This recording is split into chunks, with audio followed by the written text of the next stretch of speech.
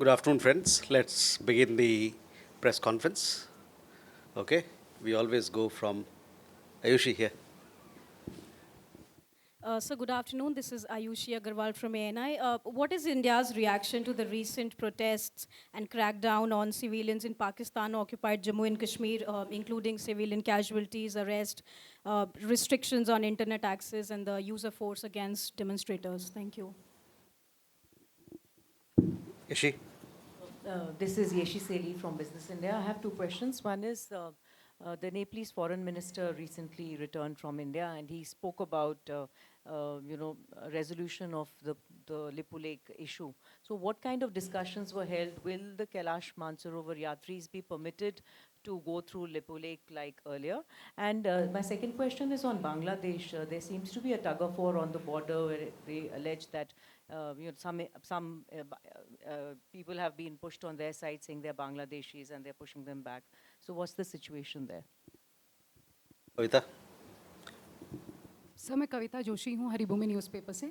मेरा सवाल sir Oman coast के पास जो पलाऊ फ्लैग वेसल था उस पर अटैक हुआ है और मीडिया रिपोर्ट्स में ये भी कहा जा रहा है कि अमेरिका ने ये अटैक किया है।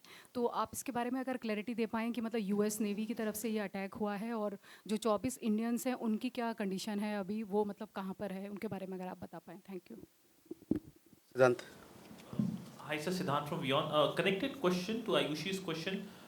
There are social media reports blaming India for the unrest, saying that India has been supporting JAC, the Joint Action Committee. What is your stance? How does India looks at it? Saurabh? Hi, sir. I'm Saurabh from Reuters. Hi, sir. I'm Saurabh from Reuters. I wanted to ask, it's been more than 100 days of this West Asia war. So can we get an update on the total number of Indian seafarers stranded in the Gulf of Persia, the total number of Indian ships, Indian flag vessels, and how soon do we expect now, like, for the ships to pass through the Strait of Hormuz? So let me come to these questions first. Ayushi's question and Siddhant's questions are similar. So let me take that first. This is regarding the protest in Pakistan-occupied Kashmir, as also other related issues. We continue to see in this context a pattern of fake news and videos emanating from Pakistan.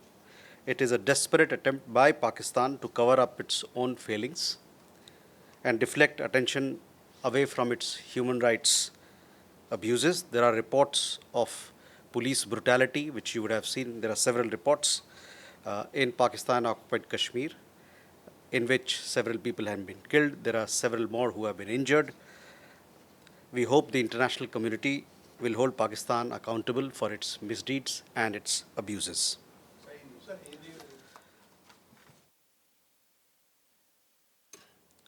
इस संदर्भ में पाकिस्तान की ओर से फर्जी खबरों और video का एक सिलसिला लगातार देखने को मिला है, देख रहे हैं हम लोग।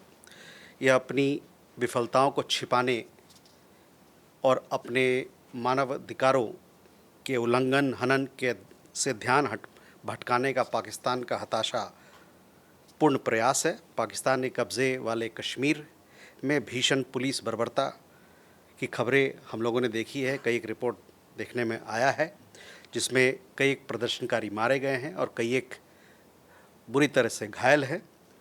हम उम्मीद करते हैं कि अंतर्राष्ट्रीय समुदाय पाकिस्तान को अपने दुष्कर्मों और अत्याचारों के लिए जवाबदेही ठहराएगा। Ishi, your question regarding the Nepalese foreign minister. As you are aware, External Affairs Minister and the Nepali foreign minister, they had bilateral talks that happened on Saturday, last Saturday. You would have seen our press release that we released post-meeting. As you would note, the talks covered the full spectrum of India-Nepal bilateral partnership. In that context, they also called for continuation of the ongoing joint field work related to repair and maintenance of boundary pillars. This is also in line with our own approach. Regarding your question about Lipu Lake, etc., on that we've already clarified our position, India's position in that regard. Your second question regarding border issues, we have the Border Guard Bangladesh and BSF DG level meeting going on.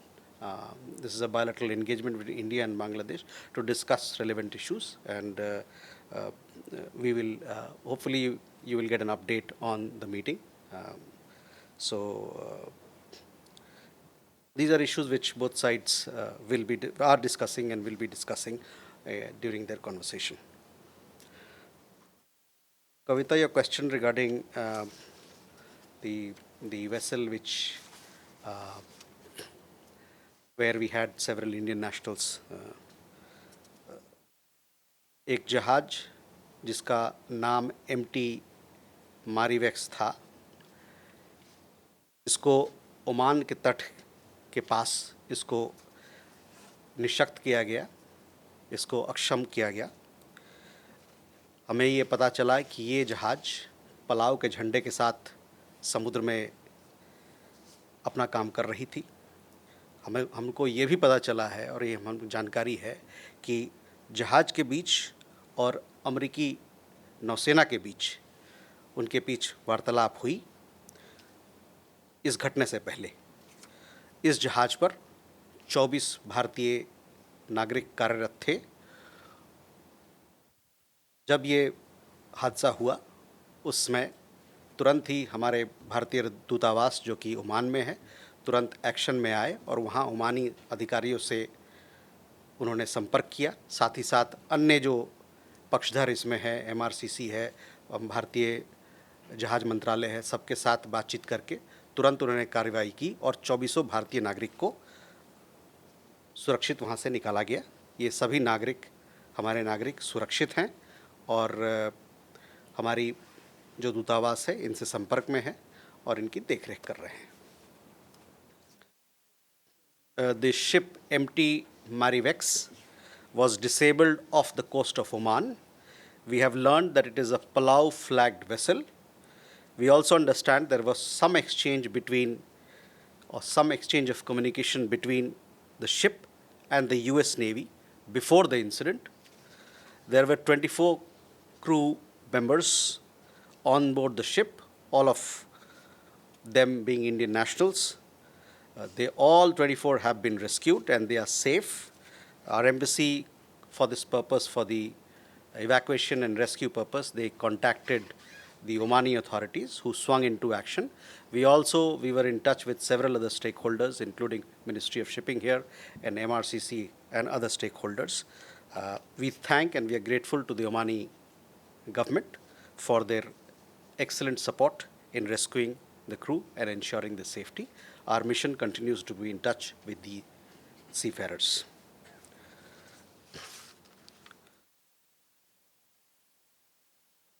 Saurabh, on the West Asia conflict, yesterday we did issue a statement, which you would have seen. We saw that there was an escalation and we called for de-escalation as also on dialogue and diplomacy to be the best way forward to ensure return of peace in the region.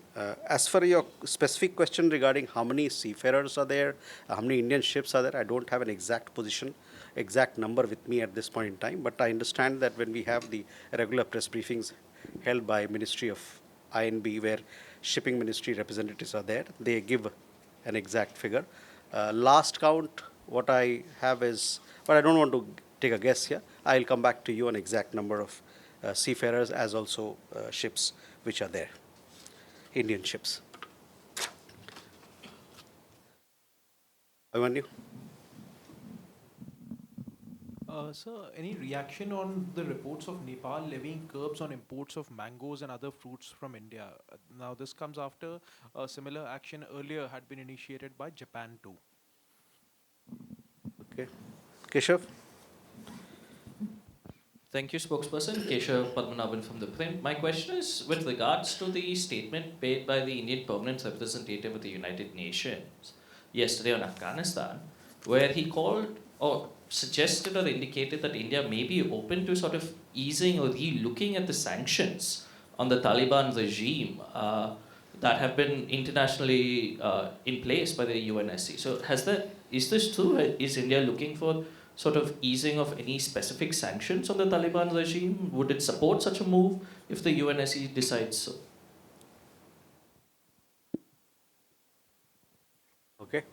Huma? So, with Keshav's question, my question is that is India raising the issue of women and children, how they are being treated by the Taliban? Has that been raised with them during any conversation? And my second question is the president of Venezuela has just completed her visit to India and now she has traveled over to Turkey. While she was here, she had a meeting with the US ambassador. How does India look at it?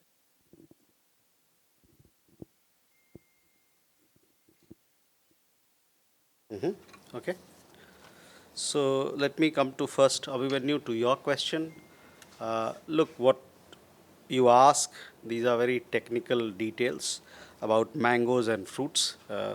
I don't have an visibility on this particular issue, but I guess Commerce Ministry would be in a better position to respond to you. Let me see if I can pull out some clarification or some details on this particular matter for you. Keshav, on your question regarding Afghanistan, we had a meeting yesterday in New York where you see a permanent representative. He made a statement on the UNAMA briefing where we have reiterated that India and Afghanistan are contiguous neighbors and as civilizational states, our ties have spanned centuries. We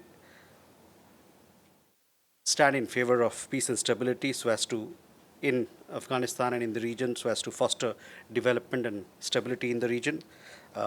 We, as you know, we also talked about our development cooperation, our long-standing friendship and development cooperation that we continue to do in Afghanistan on the side of food security, on the side of medicine, pharma support, on health, and many of our development cooperation programs, it cuts across gender, it benefits people across the board, including women and children.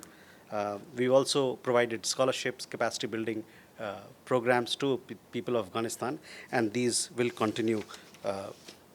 We've also, you would have seen, we have also made statements or reflected on some of the peace and security related issues that were highlighted in the report as also in the briefing that was done. Our position on Afghanistan uh, remains as contained in the statement by a PR. We want to foster peace and stability, and we want to continue to work for the people of Afghanistan, for their development and for their progress. Huma, your question regarding women and children, as I told you, our development cooperation assistance are cutting across several sectors, from health to scholarships to food security to pharma support, self-help groups. They bring benefits to people across all segments of the society. In regard to your question regarding President of Venezuela, we did provide you an update of all the meetings that she had on the official side. She also had a private component of a program which you would have followed. We see Venezuela as a very important energy partner. As far as the meetings with other stakeholders are concerned, it is a matter of choice between Venezuela and the stakeholder concerned. So with that, two questions this side. Krishna Mohan Sharma, मेरा सवाल बांग्लादेश के border से है। कुछ लोगों को जब हम इधर से भेज रहे हैं तो उधर से सरकार ने वापस कर दिया 10-12 लोगों को और कहा कि ये इंडियन नेशनल्स हैं। तो इसका फैसला कैसे होगा कि ये इंडियन नेशनल्स हैं कि बांग्लादेशी हैं? सर, ब्रह्म प्रकाश दुबे, जी न्यूज़ से। मेरा सवाल है पाक अधिकृत कश्मीर को लेकर, जो अभी आपने भी जवाब दिया है, लेकिन जिस तरह से वहाँ आम कश्मीरियों का नरसंहार हुआ है और भारत लगातार कहता रहा है कि पाक अधिकृत कश्मीर जल्दी पाकिस्तान वापस करें और हम एक दिन उसको लेंगे, विदेश मंत्री भी बार बार कह चुके हैं, आप लोग भी कहते रहे हैं, तो क्या किसी इंटरनेशनल फोरम पर आप आधिकारिक तौर पर इस मसले को उठाएंगे? जिस तरह से वहाँ कश्मीरियों के साथ बर्बरता हो रही है, जिस तरह से हत्याएं हुई हैं पुलिस की तरफ से आम कश्मीरियों की, तो किसी इंटरनेशनल फोरम या UN के फोरम पर क्या भारत उठाएगा इसको? Thank you. दो चीज़ें, पहला, कृष्ण मोहन जी, आपका सवाल बांग्लादेश को लेके है। हम लोगों ने जैसे पहले कहा है कि कोई भी विदेशी नागरिक जो भारत में रह रहा है, अगर वो अवैध रूप से रह रहा है तो उसके पीछे उसको उस पर कार्रवाई करने के लिए हमारे पास जो अपने कानून है उसके तहत उस पर कार्रवाई होगी। जहाँ तक बात रही जो आपने कहा कि कुछ लोग नो मैंस लैंड में हैं, शायद इसका जिक्र कर रहे थे आप, तो दोनों पक्षों के बीच में बातचीत चल रही है और ये बातचीत के दौरान शायद इस पर कुछ चर्चा हो। Sorry, no, he asked about illegal Bangladeshi nationals or the state of some people who are caught. So I said that for all foreign nationals, if they are staying in India illegally, we have certain rules and laws which will be followed. And as far as this particular issue is concerned, which Krishna Mohan flagged, presently talks are going on between Border Guard Bangladesh and between the BSF on Indian side, DG level talks, and they would be discussing all relevant issues. ब्रह्म, आपका सवाल था पाक अधिकृत कश्मीर को लेके। तो एक चीज़ मैं स्पष्ट करना देना चाहता हूँ कि पूरा जम्मू एंड कश्मीर भारत का अभिन्न अंग है, और जैसा कि मैंने कहा कि जो वहाँ बर्बरता हो रही है उसको अंतर्राष्ट्रीय समुदाय देख रहा है, और ये हमारी उम्मीद है कि अंतर्राष्ट्रीय समुदाय पाकिस्तान को अपने दुष्कर्मों और अपने अत्याचारों के लिए उसको जवाबदेही ठहराएगा। So with that, ladies and gentlemen, we come to the close of this press briefing. Thank you.